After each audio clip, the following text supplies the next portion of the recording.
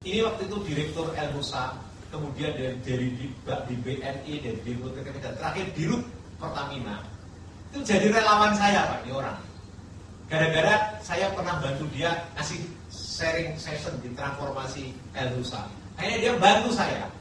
Jadi konsultan tidak pernah bayar. Setelah ketemu staf saya Pak, keliling 3 hari ini. Apa dia ngomongnya? Kalau saya jadikan contoh 80% stafnya saya pecat.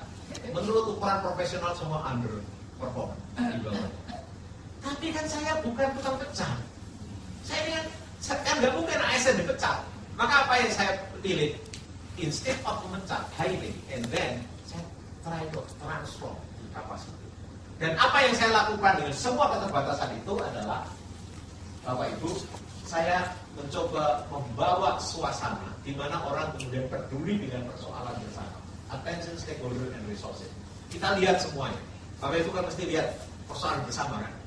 Yang kedua adalah, ya, ini adalah transformasi dari ego ke ego. Tadinya masing-masing ego, sekarang ayo kita lihat bersama-sama. Yang kedua, melihat kompleksitas dari sistem yang lebih luas. Seperti yang Bapak Ibu lakukan dengan iceberg model. Siapa ekosistemnya?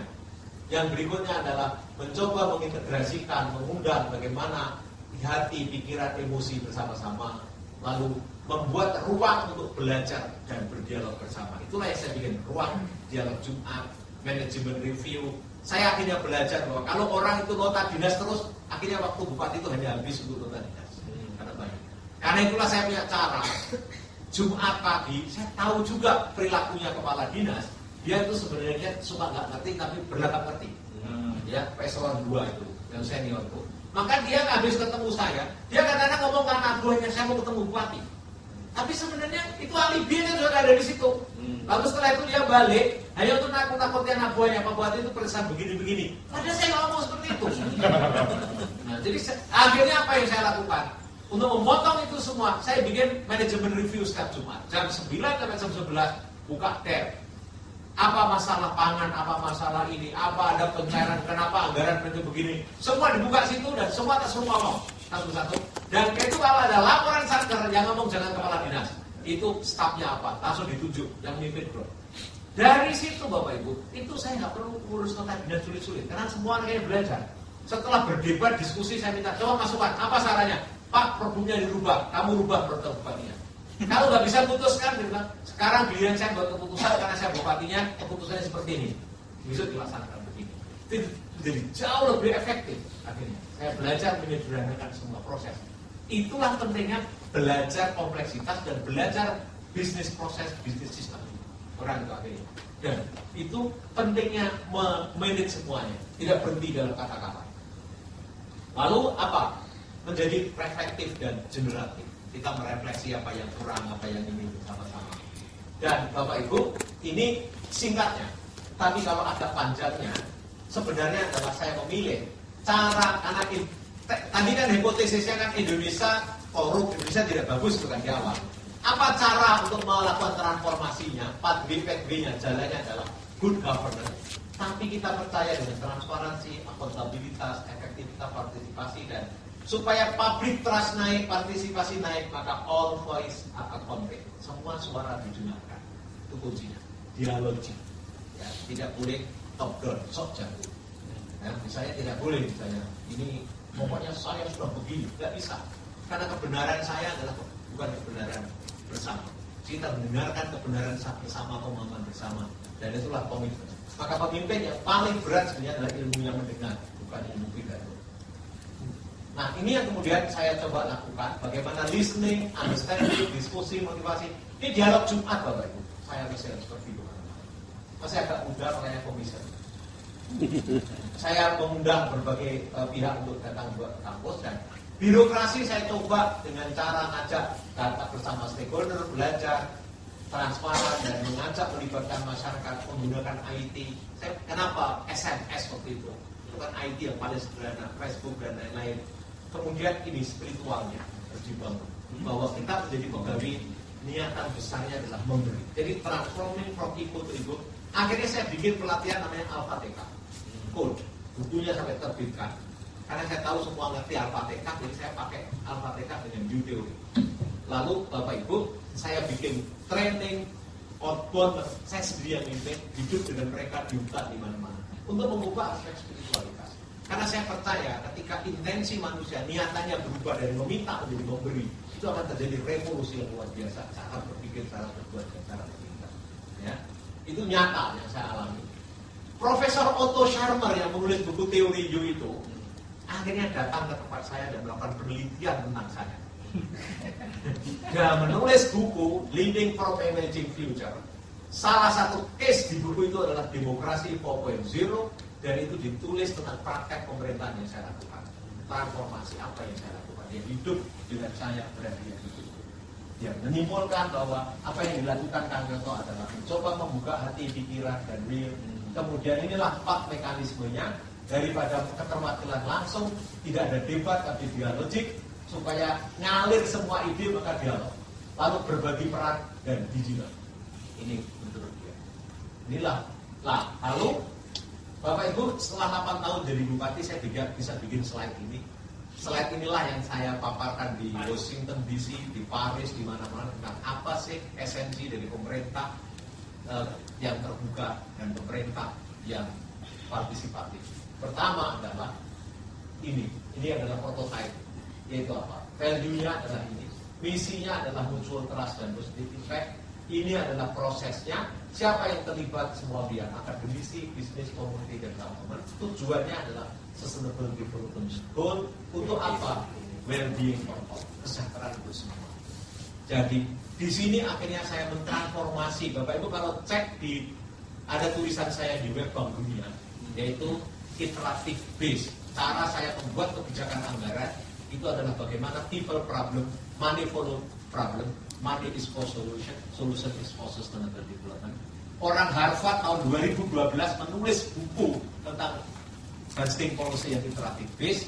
Maka ketika saya dibantu Bank Dunia minta ongkos ke saya, ongkosnya adalah saya harus mau ceramah di Bank Dunia di beberapa forum karena untuk sharing tentang bagaimana iterative based solution itu.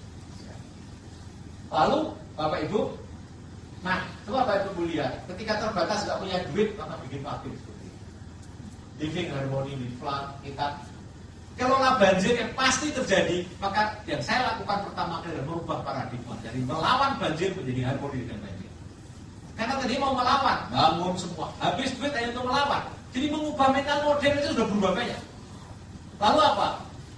Gara-gara itu, maka tempat banjir jadi tempat rekreasi akhirnya. Namanya nanti Bapak Ibu cek Ringin Rejo, tempat banjir rekreasi. Konflik manajemen, bagaimana mencoba membangun jalan bersama-sama. Dan Bapak Ibu, ada satu janji sosial yang saya lakukan. Ini masjid ini di samping rumah saya, kecil saya di sini, dibangun tahun 80. Waktu ibu saya masih hidup, saya sudah jadi bupati. Ya. Ibu saya ini orang buta huruf. Saya di Malang dia berkunjung 2 kali, tapi selama saya jadi bupati tidak pernah sekalipun mau berkunjung ke rumah dinas. Alasannya itu adalah rumah pinjaman. Saya nggak mau. Dan ketika saya dinyatakan menang, saya datang, ibu saya tidur, bangun aja enggak, cuma ngomong, saya tahu kamu menang, kamu yang jujur, kamu boleh kaya asal kamu jujur. Lalu ketika saya mau balik, polisi yang awal saya dipanggil, kamu temannya Suyoto ya? Iya kok. Kamu tolong, kalau Suyoto korupsi, kamu yang nangkap dan masukkan penjara, bukan polisi. Itu ibu saya. Lalu dia pesan tiba-tiba, bilang berkali-kali saya, buat CCTV bangun. Saya jadi bupati. Saya yang pegang anggaran. Kepala desa saya 2 kali, sekda saya dan 2 kali membawa surat. Saya harus bantu. Setuju. Saya memilih tidak membantu hidup masjid sampai saya berhenti jadi bupati. Pertama, karena pemimpin itu harus jadi role model dari kata-katanya, dari moralitas yang diucapkan. Pemimpin publik harus konsisten milik publik. Ini bagi saya adalah milik komunal dengan tetangga saya, dengan santri karena saya. Ini bukan milik publik menurut saya. Walaupun itu wasiat ibu saya. Yang kedua, sebagai pemimpin publik, saya merasa berdosa karena ada gereja yang tidak bisa dipakai sudah 15 tahun jadi. Itu gereja Betani namanya di Bojonegoro. Nah, saya juga harus menjadi role model tentang toleransi bagi rakyat saya. Bahwa kalau memang pemimpin santri lalu hanya membela santri, no. Pemimpin itu harus mengayomi semuanya. Inilah yang saya lakukan. Maka Detikcom 2016 menulis janji sosial Kang Yoto, tak bangun masjid wasiat sebelum didirikan gereja. 3 tahun setelah saya jadi bupati, saya bangun. Tapi setelah gereja Britani ini berhasil diresmikan, dan saya resmikan dengan tokoh-tokoh agama, karena berhasil kita komunikasikan. Terakhir waktu itu Kemenak yang menolak karena takut dimarahi santri-santri yang lain. Lalu akhirnya Kemenak saya ajak rapat di Forbinda, jelaskan dari sudut pandang macam-macam, akhirnya baik bersedia menerima dan hadir di sini. Lalu Bapak Ibu, 3 tahun setelah saya berhenti jadi bupati, masjid ini dibangun. Saya bilang ini rumah kakak saya, ini rumah ibu saya, dan masjid itu akhirnya menjadi seperti ini. Ya. Dan Bapak Ibu tahu ini duit dari mana? Ini urunan siapapun yang pernah ngaji di sini dan sembahyang di sini. Kira-kira habis 4 miliaran, saya termasuk di antaranya itu. Dan salah satu yang urut namanya Sukarti. Sukarti ini, ya, saya harus cerita ini kenapa? Karena pemimpin itu pasti ada value yang otentik, yang nyambung kemana-mana. Penyelarasan diri di lingkungan sosialnya. Dan Yu Sukarti ini kerjanya ngasak itu cari orang habis panen padi sekitar. Dapat duit 500.000 dia serahkan ke panitia masjid. 500 sampai 8 kali. Ketika hujan dia datang lagi bawa duit sepreset. Apa yang dilakukan? Rumah ini dia jual pada seseorang ponakannya, dan dia hanya minta kompensasi boleh hidup sampai mati di sini karena dia tinggal sebatang kara. Dia hasil jualnya itu dia serahkan kepada temannya. Kekayaan dia satu-satunya adalah anting-anting di sini 4,5 gram. Itulah dia asuransi hidup. Yu Sukarti. Ya. Nah, lalu Bapak Ibu, kalau Bapak Ibu lihat dari semua cerita saya tadi, apa transformasi yang terjadi? Before and after begitu. Di level personal kita mesti melakukan perubahan, tapi di level institusional kita juga melakukan perubahan. Dan bagaimana membangun saling sinergi, saling percaya, saling kolaborasi ini harus dilakukan dengan melalui mekanisme framework yang terbuka, relasional terbuka, dan harus ada role model percaya. Dan kita tidak boleh sok jago karena kuasa. Maka kepemimpinan yang otentik itu menggunakan kekuatan moral, menggunakan kekuatan nalar, menggunakan spiritual, dan mengundang semua pihak untuk terlibat dan tidak lelah-lelahnya untuk menerima itu. Saya masih ingat ketika buka dialog Jumat pertama kali, tidak mudah untuk menerima kenyataan saya di umat-umat rakyat saya, kepala dinas ini. Bahkan setelah 6 bulan masih ada namanya Posna, saya masih ingat, nggak lulus SD. Saya nulis omongannya saya dimarahi. Pak Bupati jangan ditulis, dia saya. Marah-marah luar biasa. Saat Pak PP mau menurunkan, dan ketika mau menurunkan saya bilang, stop, jangan kamu turunkan. Dia adalah bos kita, dan kita ada di sini karena rakyat. Tapi Bapak Ibu bayangkan saya untuk sampai kata-kata itu tidak mudah di emosi dan pikiran saya. Apa yang sedang berkecamuk waktu itu adalah turning from ego to ego. Ketika saya masih ego, saya akan mengatakan, saya nih bupati, kamu kok nggak sopan, nggak menghargai saya. Mungkin saya pasti akan mengatakan, saya bukan anti kritik, tapi cara mengkritik kok nggak sopan. Mungkin saya masih ngomong seperti itu. Kan banyak orang bilang begitu kan, saya nggak apa-apa dikritik, cuma caranya nggak bagus. Itu kan sama aja, dia nggak mau dikritik. Ya. Apa yang kemudian saya lakukan? Turning my ego to ego. Lalu saya tiba-tiba saya berubah. Saya bilang, saya pelayan dia. Tiba-tiba hati saya mengatakan, aku jadi bupati ini salah satu energi terbesarku adalah ingin menolong mereka. Dan sekarang orang yang saya tolong sedang bicara masalahnya. Dan tiba-tiba hatiku mengatakan, oh, aku mencintaimu sebenarnya. I love you. Really, I love you. Dan tiba-tiba diriku mengatakan, aku izinkan menjadi lautan. Kau semarah apapun aku tidak akan pernah membalas dengan air hujan yang busuk. Saya akan tetap menyinari. Tiba-tiba seolah-olah aku menjadi bumi yang siap diinjak. Dan tiba-tiba kalau dalam bahasa Al-Quran, wahfid janaha aminahu. Tiba-tiba sayap saya rendahkan untuk dia injak kalau perlu. Itulah turning point yang luar biasa bagi saya. Dan ketika Otto tahu itu, Otto itu akhirnya terakhir dia tanya, hey Suyoto, how you energize yourself? Gimana kamu mendapatkan energi ini semua? Kenapa kamu bisa berpikir kamu melayani dari pagi 7 ini?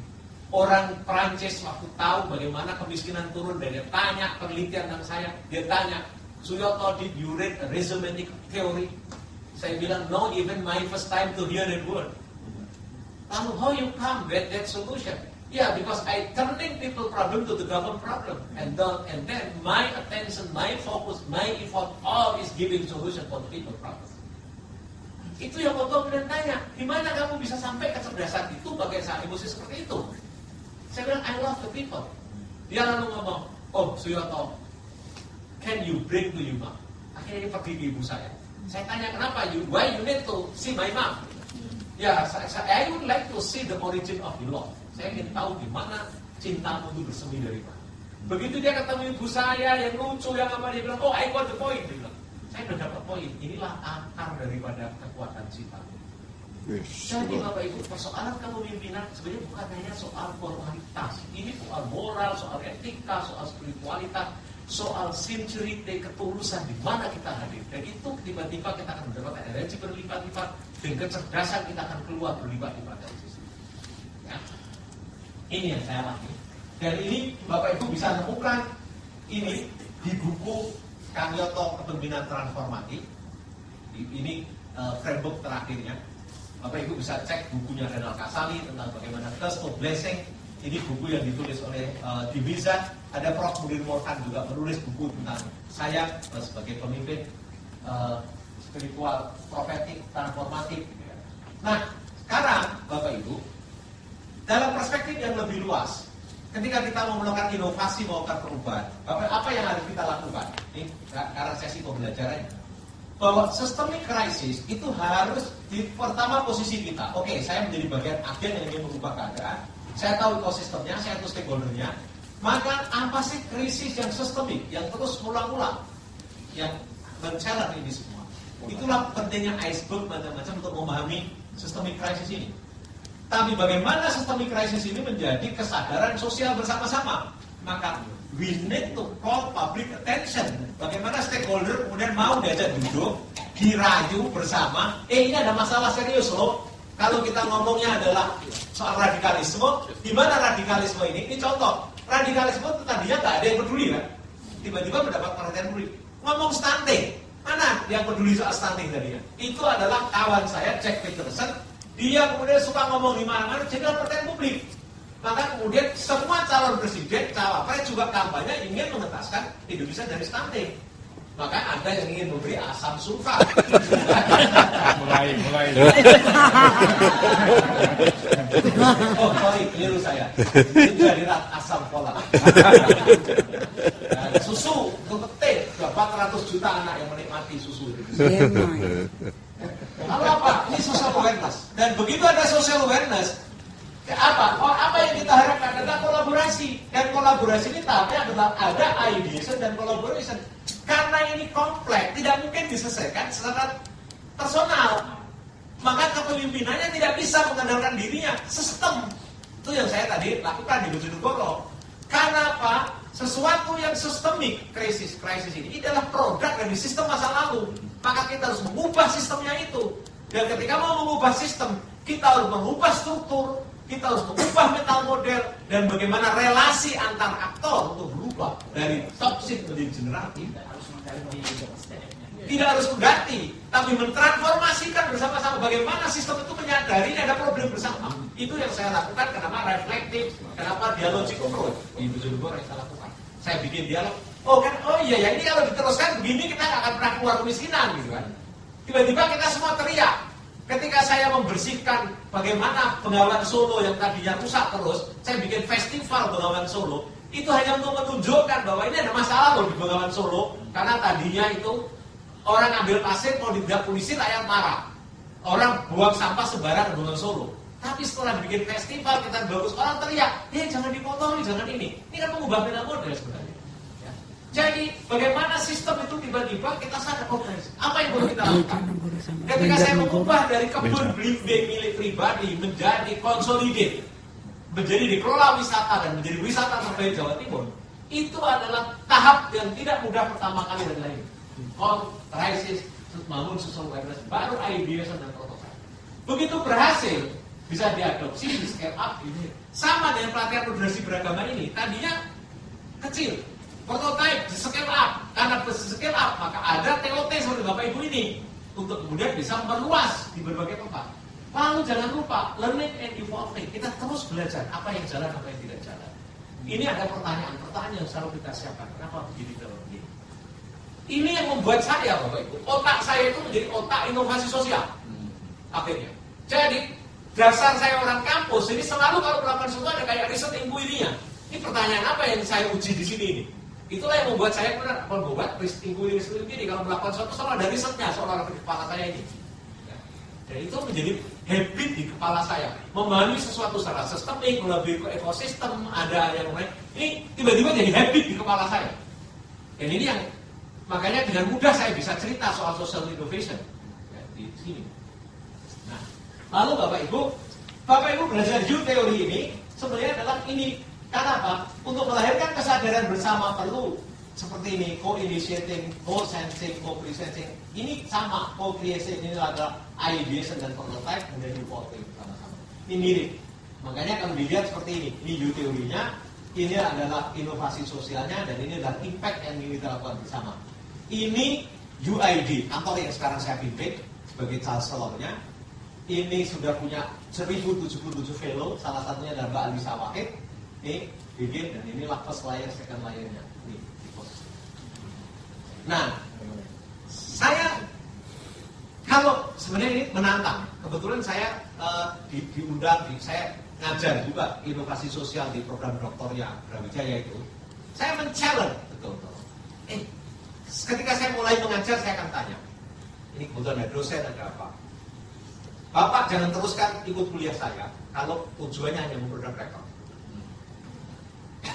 Tapi Bapak kalau hanya ingin praktis-praktis juga jangan ikut kuliah saya kalau tidak mengerti kompleksitas dan bahkan juga bisa buat paper. Apa artinya? Berpikir sistemik, mendalam diperlukan. Kami menciptakan impact solusi yang kebaikan bagi semua itu juga sangat diperlukan. Dan itulah yang diperlukan Indonesia. Bukan berhenti di jurnal Scopus, maka impact. 3 bulan, 4 bulan yang lalu saya diundang oleh KPK, anti korupsi, profesor, semua program studi anti korupsi kumpul di situ. Marah-marah ngecam partai politik yang jelek. Saya bilang, Bapak Ibu, saya masih setia di partai politik. Kenapa? Karena tidak ada kebenaran dan kebaikan yang datang dengan sendiri, harus diperjuangkan. Dengan segala respek dan hormat saya, Bapak Ibu boleh menulis di kolom jurnal dimanapun, tapi tidak akan mengubah apa-apa. Yang mengubah adalah kekuasaan dan dunia. Dan tidak ada karpet merah untuk itu. Bayangkan kalau kita semua yang merasa baik jauh dari politik karena takut kotor, maka politik akan diisi oleh orang yang jauh lebih kotor. Dan karena itulah saya tetap berada di politik. Kami saya salah satu sampai sekarang. Dan saya merebut. Kadang-kadang merebut tidak mudah. Keluar duit, dihina, dicaci maki. Dan kita harus rela. Apa yang akan membedakan kita? Ketika kita berhasil, kita akan berjanji menciptakan impact. Kita persembahkan itu untuk kebaikan kehidupan. Dan itulah bahasa saya. Mari kita sujudkan kekuasaan kepada Allah SWT dengan menciptakan dampak kebaikan untuk kehidupan. Jadi kalau Bapak Ibu sekarang punya peran-peran kekuasaan yang kecil-kecil ini, jangan sia-siakan itu. Insya Allah. Bapak Ibu punya peran-peran dimanapun, mau TOT orang mau apa, itu kewenangan. Terakhir Bapak Ibu, kalau saya mau memimpin sekarang, mana yang menggambarkan dari gambar ini seorang pemimpin? Aku. Yang mana? Just check mental model. Petani. Semuanya mungkin betul ya, Bapak Ibu. Tapi bertani juga betul. Karena apa? Pemimpin itu mentalnya mesti pang. Apalagi di dalam kepemimpinan ekosistem. Dia tidak akan berhasil panen kalau tidak tanam dan mengkultivate tanah dengan baik, memilih benih dengan baik. Tapi dia tahu bahwa dia bukan penentu satu-satunya yang membuat dia panen. Itu petani. Masih ada cuaca, masih ada hama. Dan itulah kita pemimpin. Maka nggak boleh marah-marah kalau gagal. Arif dan bijak. Oh ya ini ada ini. Oh begini kurang saya bantukan kurang ini. Nggak ada. Dan dia tahu keterbatasannya seorang pemimpin. Dia petani. Nah, Bapak Ibu, inilah yang kemudian diperlukan. Ini slide ini berhasil saya buat nunggu 5 tahun berhenti jadi bupati. Ya. Kenapa? Karena yang diperlukan di dalam kepemimpinan generatif atau gotong royong di level inovasi sosial adalah kemampuan membaca peta dan masalah. Mana PowerPoint, akupuntur point, reference point, kemampuan membuat diagnosis sosial, mana yang toksik, mana yang generatif, mana yang mengganggu, dan mana yang radikal yang mengganggu. Radikal kan tidak hanya agama, apapun radikalisme, mengganggu dan tidak generatif. Mana, gimana cara membuat prototipe dan bagaimana membuat proses semuanya di sana. Bagaimana mengimplementasikan kepemimpinan gotong royong, membangun kohesivitas sosial dengan level of trust, membangun visi bersama, menguatkan nilai-nilai kebajikan menjadi rujukan bersama, mempraktekkan dialogi, semua peran dilibatkan dan memastikan bahwa semua orang terlibat secara optimal dengan keunikannya masing-masing. Dan terakhir, bagaimana melembagakan semua proses di atas dan bentuk institusionalisasi. Ini adalah penjelasan slide saya yang juga framework transformasi. Ya. Dan Bapak Ibu ingat posisi kita ini kadang-kadang membuat kita buta. Kalau kita terjebak dengan peran posisi, apalagi jadi pemimpin merasa langsung top, susah mendengar, susah melihat, susah merasakan, susah menerima perbedaan. Ini yang terjadi dan itulah yang disebut hilangnya social awareness.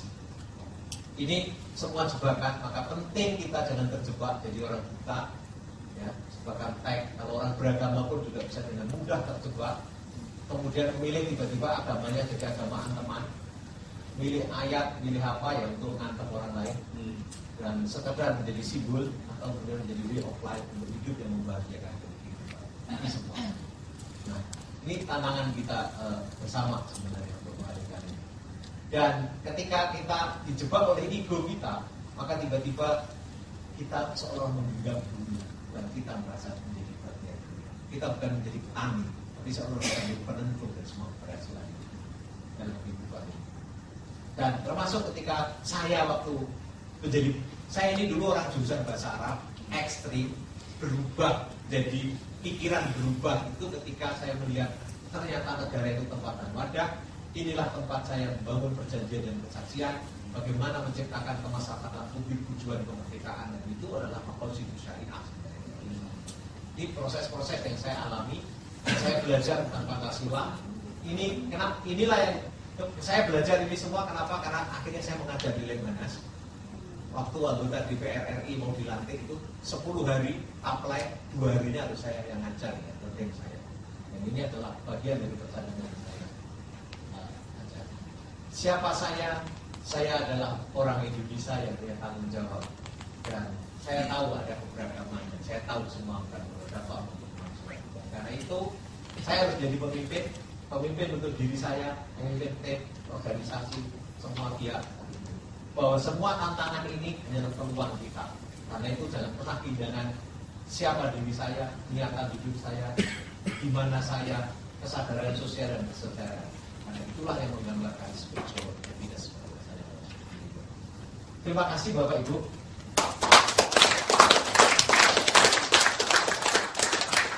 Mudah-mudahan membuat makin yakin dari melakukan tugas misi luar biasa. Ya, Bapak Ibu nabi-nabi sekuler.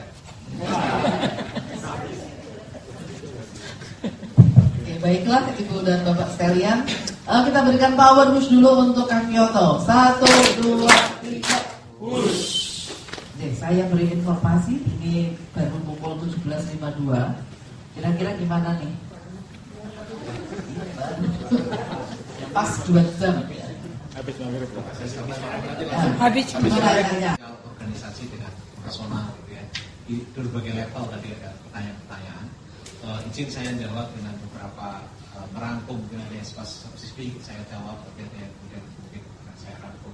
Jadi saya akan mulai dari pertanyaan pertama. Nah, bagaimana mencoba melakukan transformasi yang bersifat sistemik. Bapak Ibu, ada ungkapan yang mengatakan bahwa kita tidak akan pernah tahu sistem sosial ini baik atau tidak kecuali kita mau mengubah. Setelah berubah baru kita tahu, oh yang kemarin itu enggak bagus ya. Dan kita tidak akan pernah bisa mengubah kecuali semua orang itu melihat masalahnya yang sama, punya niatan yang sama. Dan untuk membawa semua orang itu mau berubah, pertama kali Itu yang kemudian saya sebut di sini di dalam holistic leadership disebut istilah bagaimana kita bisa melakukan customer leadership, culture, organization, team leader, dan stakeholder. Maka kita juga membangun personal leadership, memimpin diri. Karena kita menjadi bagian dari ekosistem. Maka apalagi ketika kita punya power yang cukup, itu ada peluang. Nah, kuncinya ini kan mau nyambung semua. Bagaimana kalau semua berjarak? Maka kita bisa mendekat, saling mengerti, saling apa? Itu kunci pertama kan open heart. Hati kita buka kan untuk menerima orang lain. Nah, yang kedua adalah pikiran kita buka. Apa sih cirinya kita membuka hati itu? Membuka hati itu cirinya adalah ketika Bapak Ibu menerima sesuatu yang menyakitkan di hati. Itu open, baru buka hati. Lalu apa cirinya orang open mind? Cirinya orang open mind itu adalah ketika Bapak Ibu mendengar sesuatu yang sangat berbeda dengan yang Bapak Ibu pikirkan. Lalu open will. Apa cirinya kita itu membuka niatan, target, masa depan dibuka? Adalah ketika kita menerima pikiran-pikiran masa depan yang berbeda dengan kita, yang mengubah kita ingin melakukan sesuatu yang lebih baik bersama-sama. Dan itu dilakukan secara kolektif bersama-sama. Jadi Bapak Ibu, kalau tadi ada pertanyaan juga, apa kendala terbesar? Kendala terbesar sebenarnya dalam diri kita sendiri. Apakah kita cukup open mind, cukup open heart, cukup open will? Kalau mau melakukan itu, karena harus ada kerendahan hatian yang luar biasa. Begitu kita arogan, denying, kan kita suka, oh nggak ada masalah. Padahal ada masalah. Maka harus jujur, ya, terima apa adanya. Saya pernah mengalami yang paling sulit justru konflik sealiran. Kalau NU Muhammadiyah Islam itu nggak sulit menemukannya. Tapi kalau misalnya NU di dalam NU, Muhammadiyah dalam Muhammadiyah, kemudian saya masih ingat Konghucu dengan Konghucu, itu berat, rebutan kelenteng itu berat sekali saya menyelesaikan.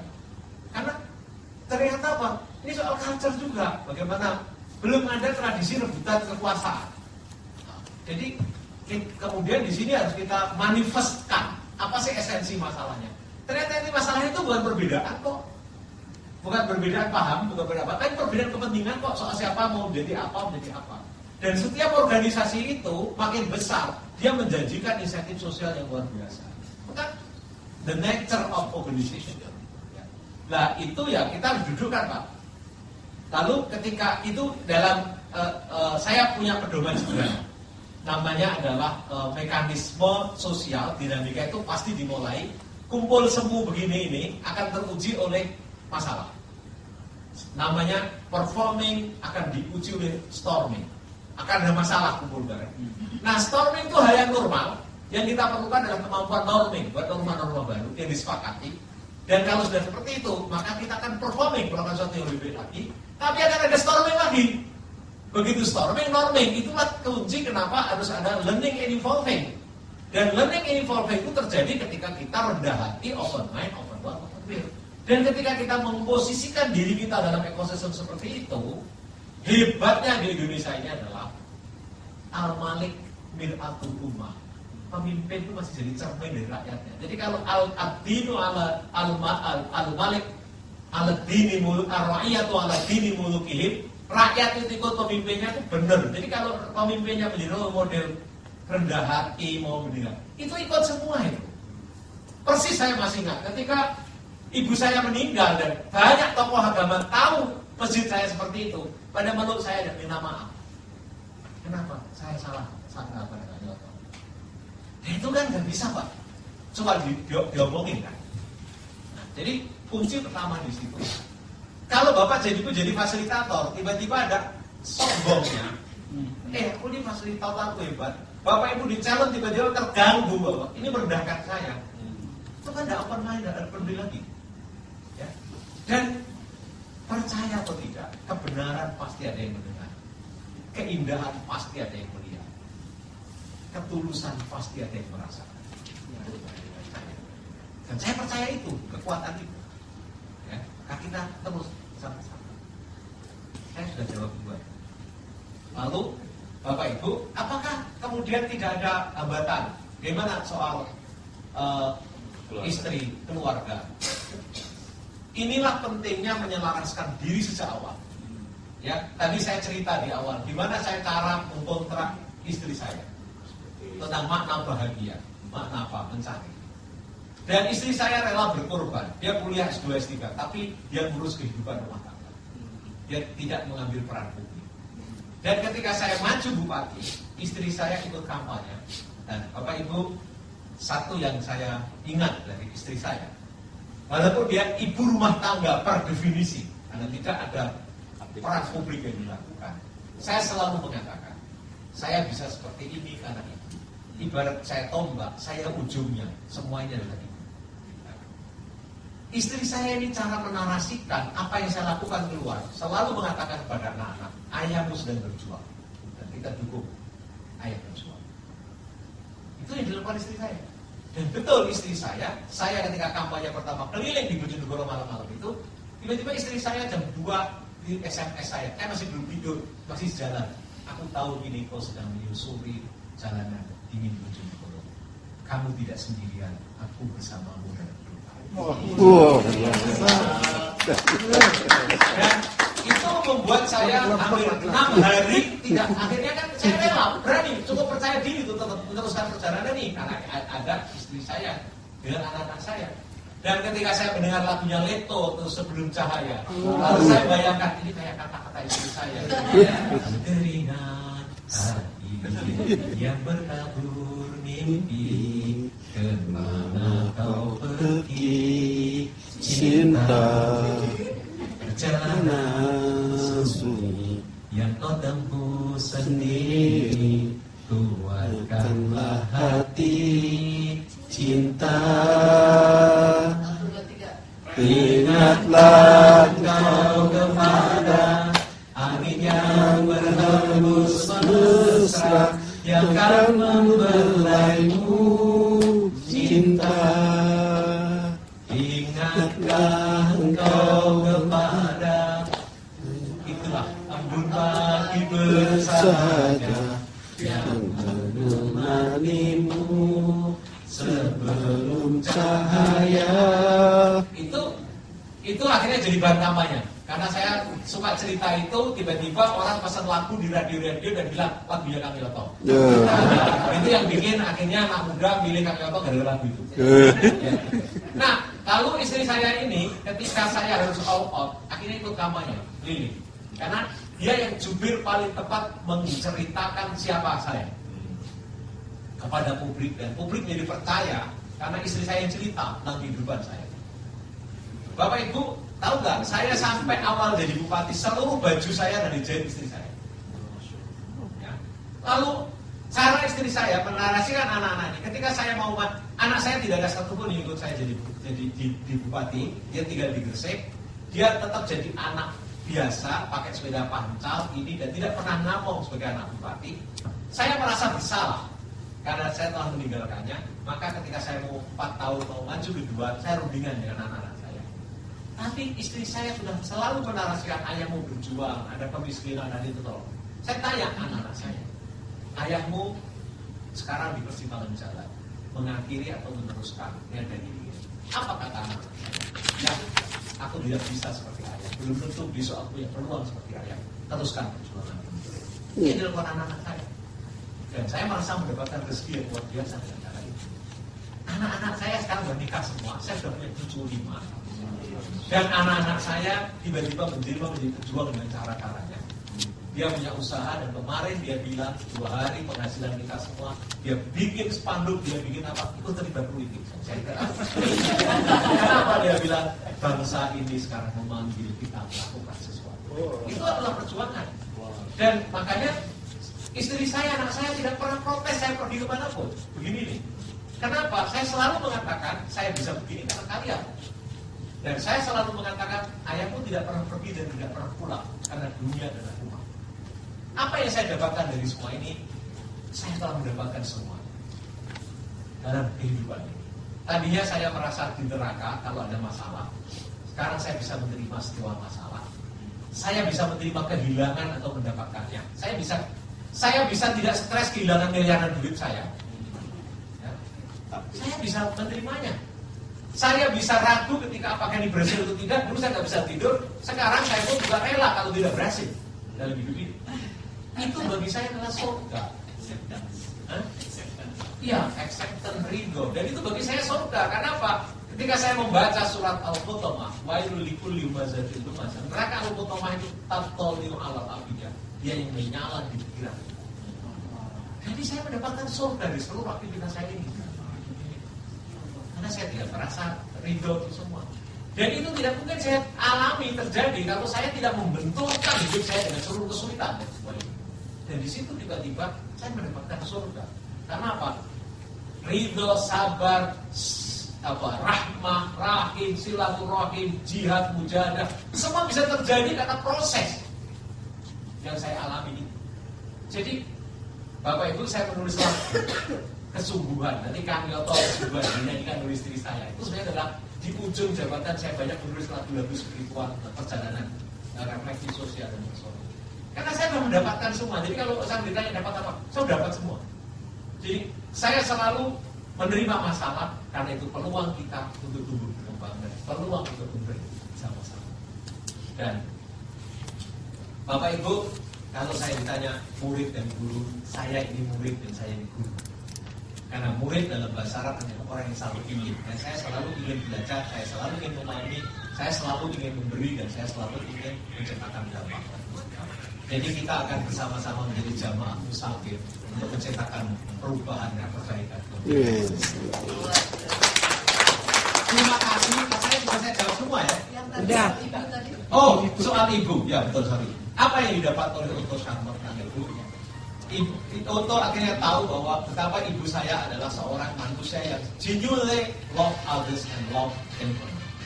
Dia tahu bahwa betapa ibu saya sangat genuine mencintai orang lain, mencintai tangga dan sebagainya. Dan itu dia dapatkan begitu Otto datang, ibu saya tidak lihat siapa, semua orang dipanggil, ayo kita sambut ini.